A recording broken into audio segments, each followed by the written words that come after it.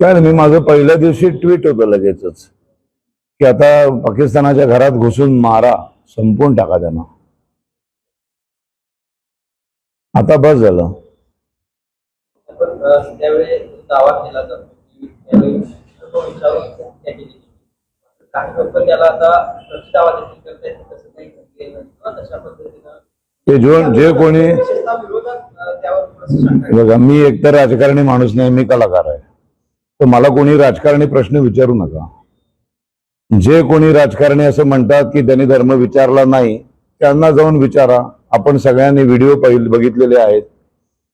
ज्यांच्या घरातली माणसं गेलेत ते स्वतःहून सगळेजण समोर येऊन सांगतायत की धर्म विचारून मारलं. गोळी खाऊन जो माणूस मेलाय त्याची पॅन्ट काढलेली, तो काही वेडा नाही ना की पॅन्ट काढून गोळी कोणी मारलेली नाही ना आतापर्यंत. म्हणजे एवढं सगळं ते स्वतः सांगतायत, तरी ते खोटे असतील तर मग त्यांचं राजकारण त्यांना लखलाभ. वेळ होता का धर्म विचारायला?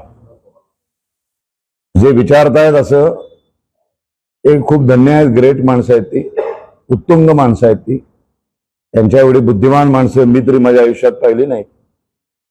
आता आपला भारत देश ज्या पद्धतीने ऍक्शन घेतोय, पाणी बंद होत नाही, त्या पाकिस्तान नागरिकांना तात्काळ देश सोडायला जमत नाही, त्याकडे काय नाही, योग्य आहे अतिशय, 100%. खूप आधीपासून करायला पाहिजे होतं, खूप आधी करायला पाहिजे होते. आमच्या सहनशीलतेचा अंत बघितला, त्यामुळे आता जे पावलं उचलले ते सगळे संबंध तोडले पाहिजेत. दुसरीकडे पाहिलं तर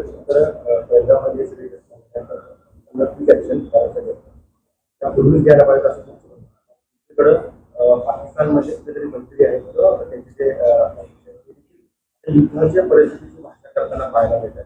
त्याकडे आपण कसं पाहतो? का युद्ध व्हायला पाहिजे की? आपण खूप पद्धतीने त्यांना संधी दिली संबंध सुधारवण्यासाठी, ते ऐकायलाच तयार नाहीत. प्रभू श्रीरामाने पण रावणाला 8 दिवसापर्यंत संधी दिली होती.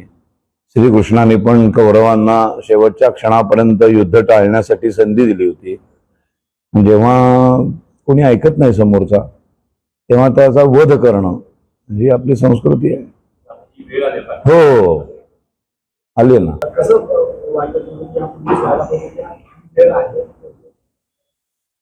आता तो काय ना, कधी कधी आपण खूप सामान्य असतो आणि देश चालवणारा जो माणूस बसलेला आहे त्या नरेंद्र मोदींवर माझा प्रचंड विश्वास आहे. कधी कधी आपण खूप लहान आहोत, आपण खूप संकुचित विचार करतो, त्यामुळे आपल्याला कधी कधी काही गोष्टी पटकन कळत नाहीत की अरे असा का निर्णय घेतला असेल, आणि मग आपल्याला कळायला काही वर्ष लागतात. आणि मग काही वर्षानंतर अरे ओके जसं 370 कलम रद्द करायचंय भविष्यात, त्याची पावलं त्यांनी आधी कशी उचलली, कुणाबरोबर युती केली ती आपल्याला पटली नव्हती. की अरे अशी कशी अशा लोकांबरोबर, अशा पक्षाबरोबर युती कशी केली, त्याचं उत्तर आपल्याला काही वर्षांनी सापडलं. आपल्याला वेळ लागतो, आपण म्हणूनच तर सामान्य आहोत, म्हणूनच तर आम्ही गीतांच्या मधलं निरूपण करतोय, नाही का. आणि ते देश चालवायला अत्यंत सक्षम माणसं आहेत. ते संघाच्या मुशीतून तयार झालेला एक जबरदस्त नेतृत्व आहे. ते टीका करायला काय, शेंबडपोर पण त्या सोशल मीडियावर कोणावरही टीका करते, ते काय आपली लायकी काय आपण कोण बघतच नाही. मोदींबद्दल बोलायचं, कोणाबद्दल बोलायचं, बोलत राहू देत. मोदी त्यांचं काम करत राहतात, ते बोलत नाहीत फारसं, ते करून दाखवणाऱ्यांवर विश्वास ठेवतात आणि ते दाखवणार.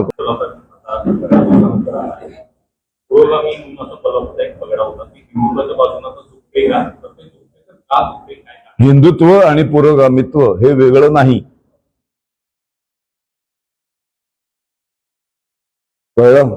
मुळात हे वेगळंच विचारूच नका हा प्रश्न की पुरोगामित्व आणि हिंदुत्व म्हणजेच पुरोगामित्व. मी हिंदू आहे म्हणजेच मी सेक्युलर आहे.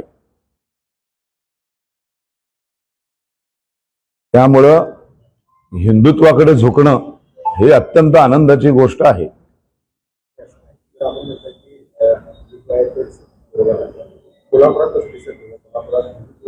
बघा, कोल्हापुरातलं हिंदुत्व वेगळं, मुंबईतलं वेगळं, जळगाव मधलं वेगळं असं काही नसते. जगामध्ये हिंदुत्व एकच आहे.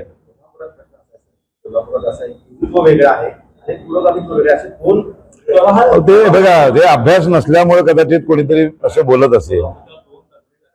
हा अभ्यासाचा प्रॉब्लेम आहे. कोल्हापूरच्या 2 दंगली झाल्या, दंगलीच्या दरम्यान सुद्धा 2 नाही, मला तर कोल्हापूरच्या दंगलींबद्दल फारसं काही माहिती नाही आहे आणि कुठलाही विषय पूर्ण माहीत नसताना त्याच्यावर वक्त होऊन कलाकार पण भेटतो काश्मीरच्या पर्यटनाबाबत सुद्धा बोलताना दिसून येते, कारण इथं काही घडामोडी घडल्या लगेच कलाकारांची बोलतात ठराविक कलाकारांनी ते ते जे काय कोण कलाकार बोलतात किंवा नाही बोलतात किंवा जे काही बोलतात तो त्यांचा वैयक्तिक प्रश्न आहे. मी प्रखर देशभक्त आहे, प्रखर हिंदुत्ववादी आहे, त्यामुळं मी बोलतो मला वाटतं ते.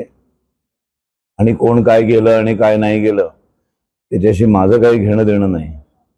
मला वाटतं की आता आमचं सरकार सक्षम आहे, माझे पंतप्रधान अत्यंत सक्षम आहेत धडा शिकवण्यासाठी. त्यांनी वेळोवेळी धडा शिकवलेला आहे, पण आता हा जरा जास्तच झालं. आता याच्यावर पावलं उचलायची गरज आहे. सगळं उट्ट, इतिहासातलं सगळंच उट्ट काढण्याची ही वेळ आलेली आहे आता, आणि ते काढणार आता, मला गॅरंटी आहे. सगळी टीम जबरदस्त आहे ती आपली.